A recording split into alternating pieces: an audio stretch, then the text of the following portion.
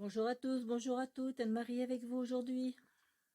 Bonjour à toutes, bonjour à tous, c'est Gladys avec vous. Aujourd'hui encore, décidément, les vidéos se succèdent parce que les enseignements se succèdent aussi. Et il y a vraiment comme un sprint important qui est en train de se passer. Je ne vais pas dire que c'est le sprint final parce que justement, c'est juste mettre les bouchées doubles parce que les compréhensions doivent se poser. C'est important qu'on puisse, on va dire, aider un maximum toutes les personnes qui sont dans une recherche, dans une compréhension de ce qui se vit, de ce qu'ils sont. Alors aujourd'hui, le sujet qu'on va aborder, c'est cette recherche, on peut dire, éperdue du couple, de la complémentarité que je crois que l'autre va m'amener.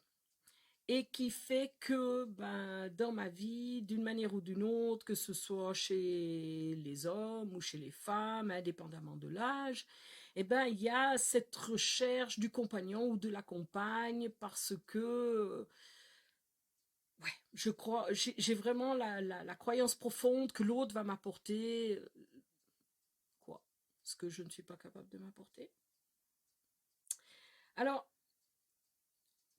dans la nouvelle conscience de la nouvelle terre, il nous semble important de demander à nos guides le message d'enseignement concernant ce besoin que l'humain a d'aller chercher la complémentarité à l'extérieur de lui.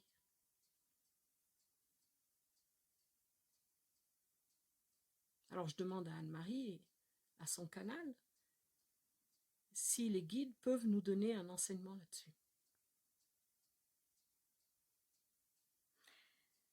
Il est important que vous preniez conscience de la difficulté qu'a l'humain d'aujourd'hui à être et, on va dire, faire cet être seul. Souvent, dans les couples jusqu'à aujourd'hui, dans l'ancien monde, on va dire, les hommes, entre guillemets, hommes parce que physiquement masculins, et les femmes, parce que dites femmes, parce que physiquement féminines, je mets un bémol puisque les énergies sont souvent différentes. Vous pouvez très bien avoir une femme avec des énergies masculines et un homme avec des énergies féminines. Ça, c'est un plan qu'il faut prendre conscience. Parce que c'est important aujourd'hui de prendre conscience que l'énergie, même si le corps a pris une forme d'homme ou de femme, eh bien, ce n'est pas obligé que ces énergies soient féminines ou masculines. Et l'humain, tel que composé jusqu'à ce jour, n'a pas compris. N'a pas compris cette... comment on dit cet état de choses, Les raisons de ce mécanisme, on peut dire. le besoin. Mhm. N'a pas compris le besoin de ces énergies à se complémentariser pour pouvoir être une, entière, globale et se manifester. Alors, souvent, l'humain va chercher dans le groupe, même dans le groupe, hein, dans le couple, dans le groupe, la complémentarité pour pouvoir, à la limite, on va dire, se tenir debout sur la terre, dans la matière.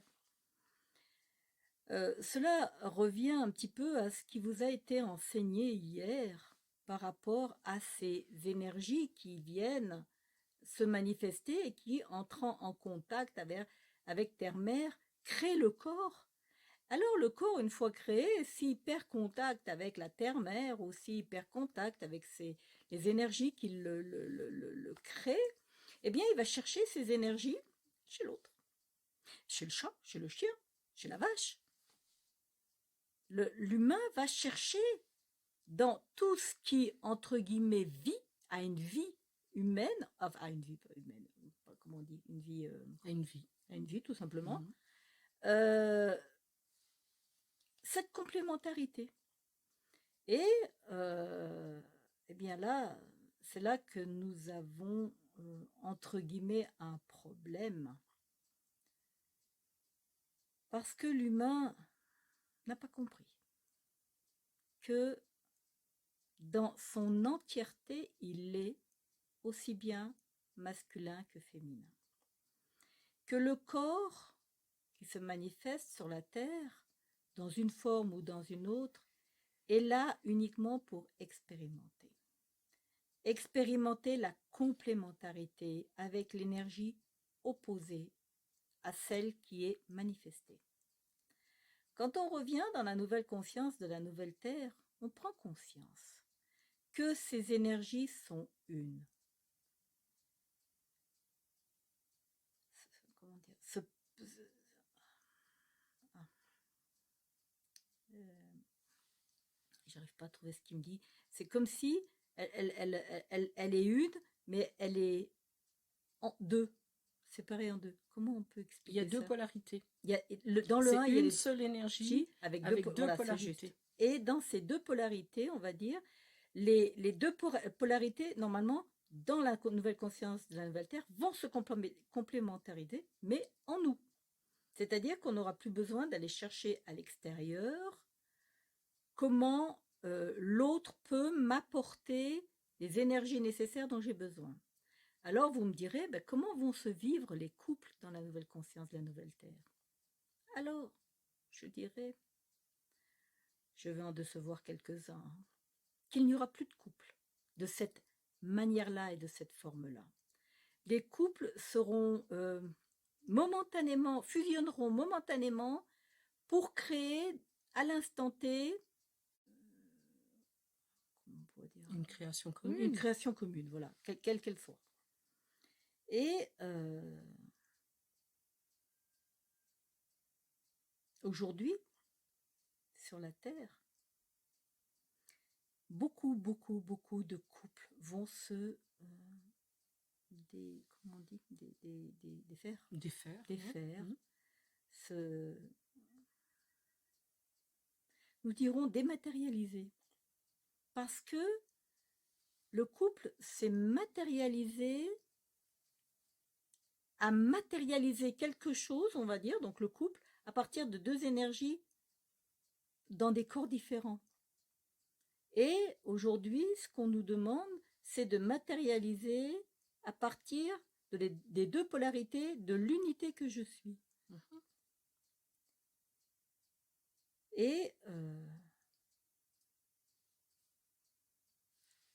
le couac dans cette histoire, c'est que la pensée humaine va, elle, vouloir pallier à cette difficulté en amenant un désir, un besoin, entre guillemets, besoin de la complémentarité que l'autre peut m'amener parce que je ne reconnais pas ma propre entièreté et ces deux énergies en moi.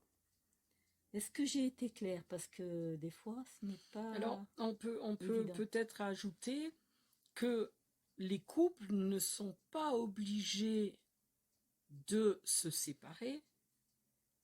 Ils peuvent, dans cette dématérialisation, rester ensemble tout en étant dans leur propre unité. Ça veut dire que le couple qui est composé de deux êtres qui sont dans leur unité peuvent tout à fait continuer, on va dire, à manifester chacun sa propre lumière.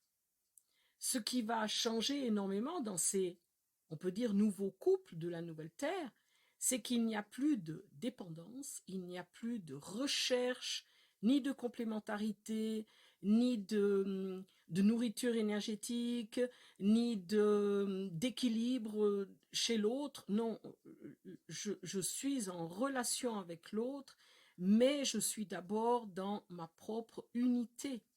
Et parce que je suis une, on va dire, je côtoie l'autre, je peux co-créer avec l'autre. Et c'est une véritable co-création qui se fait puisque chacun est dans son unité.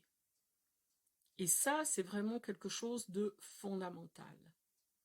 On n'est pas obligé de vivre seul pour retrouver son unité.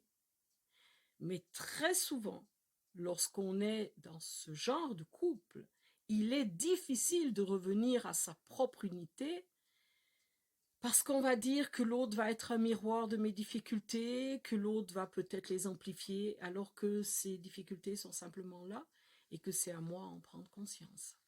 L'autre, entre guillemets, n'a rien à voir là-dedans. Il n'est qu'un agent de la vie qui me permet de me révéler. Et comme aujourd'hui, on revient toujours à ça, nous sommes dans une époque de révélation, on peut bien s'imaginer que si l'autre me révèle certaines choses, il est important que je garde en mémoire qu'il est l'agent de la vie qui me permet de me révéler.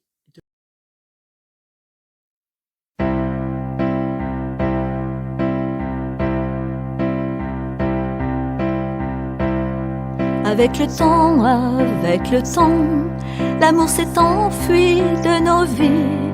Avec le vent, nos pas se sont désunis. On a porté des fardeaux, on a erré sur des flots, on s'est échoué sur des écueils afin de pouvoir faire le deuil. Avec le temps, on est tombé dans l'oubli. Avec le vent, on est parti loin d'ici. La peur au ventre, l'esprit en doute, âme blessée, cœur en déroute. De nos croyances, on s'est défait, de l'illusion, on s'est sauvé. Avec le temps, on a trouvé au fond de nous le complément qui nous manquait et qu'autour de nous on cherchait. Avec le cœur, à notre tour on peut semer cette graine de l'amitié, emblème de fraternité, cette étincelle de lumière, symbole de la liberté, cette substance d'amour qui n'attend plus rien en retour.